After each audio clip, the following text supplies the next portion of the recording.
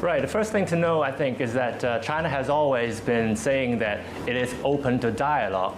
But then obviously there's always the fine print, and China has always framed its openness to dialogue as a willingness to talk as long as it is based on equality and respect mutually. But we are able to report today that China is open to talks with a little more specific conditions attached to it.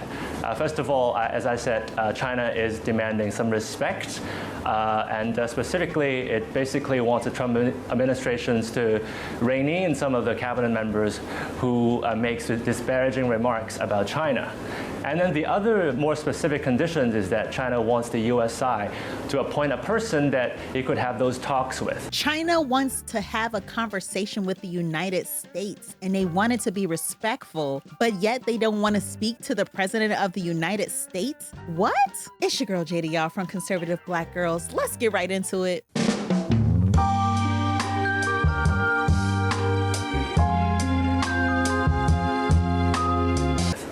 Which is understandable because we've seen how different members of the administration have said different things over the course of the last couple of months. And China is frustrated that it doesn't really know what the U.S. wants from this negotiation. And this person, as long as he could or she could put together a deal that both presidents could put their names on, it's our understanding that China didn't designate anybody. Okay. That's really interesting, but isn't the issue with that we ultimately see Donald Trump being the final arbiter of what the U.S. side will accept? And isn't that the problem that we face here, that he's obviously thinks of himself as a deal maker and probably wants to be pulling the strings? Aren't the Chinese ultimately just going to be dealing with Trump? Isn't that the level at which this needs to be sorted out? Yeah, I think we all know that Trump likes to deal with other leaders one-on-one to get them together in the same room and just hash it out between two leaders. But that's not how China normally operates here.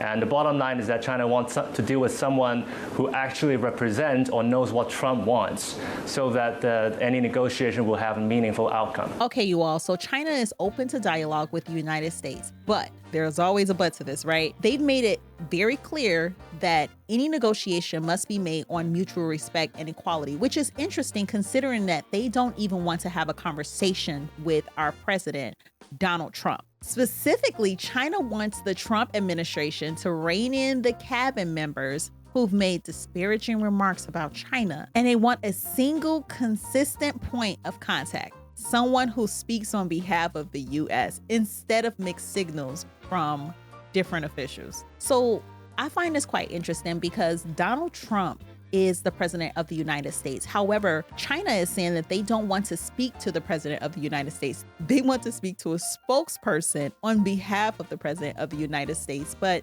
this is interesting because unlike traditional diplomacy, Trump prefers to make deals personally. He is the face of America. He's face to face, leader to leader. That's his preferred method of communication. And he sees himself as the ultimate deal maker. Like, he's also a businessman. This is part of the reason that we put him in office, you all. So they want to speak about having respect or some sort of mutual agreement without speaking to the person who this is ultimately going to go through. So basically, what we're hearing is China doesn't like the dance. They don't like the dance that comes along with negotiation. You know, you pull a little, you give a little, you take, you put something on the table, you want something back. They want something clean cut in writing that they can just say, okay, they can look at it. Two people can come together from both sides, look at it and say yay or nay, right? But that's not how the United States has been working as of lately. Perhaps in a Biden administration, this would have been something that would have been easier. And I don't even think we would have come here in a Biden administration to China coming to the table because they wouldn't have felt the pressure like Donald Trump has created in his administration. Right now, we're in a place where China is not trying to have that. They don't want to go back and forth with Donald Trump. They don't want to negotiate. They don't want to have conversation, is what it sounds like, with the United States. They're just tired of the pressures that come with the trade wars, and they're over it. And they're like, okay, let me sign some, but I don't want to talk to Donald J. Trump. So it's giving tantrum, honestly. The United States of America and China is obviously a mismatch in negotiation styles. And this is part of the reason that US and China trade talks have struggles, because they don't align and they don't see things the same way. Let's take a step back. This all ties into the larger trade war. Under Trump, the US imposed tariffs on Chinese goods to pressure China into changing trade practices and buying more American products.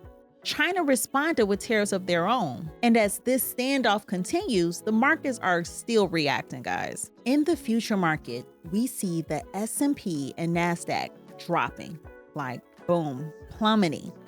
With NASDAQ, which is heavy on tech stocks, falling nearly 1%.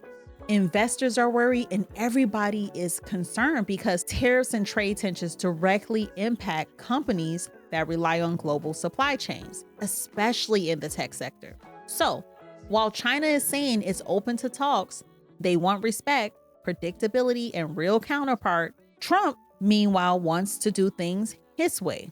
And that disconnect, that disagreement, that difference in opinion and how things are done, guess what? It's rattling the markets, guys. Overall, I have to say I'm disappointed in China requesting to have a conversation with a negotiator on behalf of the United States. China knows how this goes. They know that they're going to have to go through Donald J. Trump as the final say.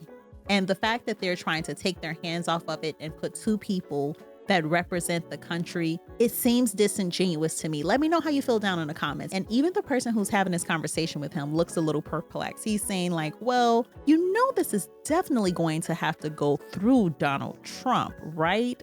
Because he's our president. And what China is seemingly doing is saying like, we've had enough with Donald J. Trump and we don't want to speak to him anymore. We want to speak to someone else. And that's giving tantrum. It's like a child who doesn't want to go through dad because he knows dad is going to say no.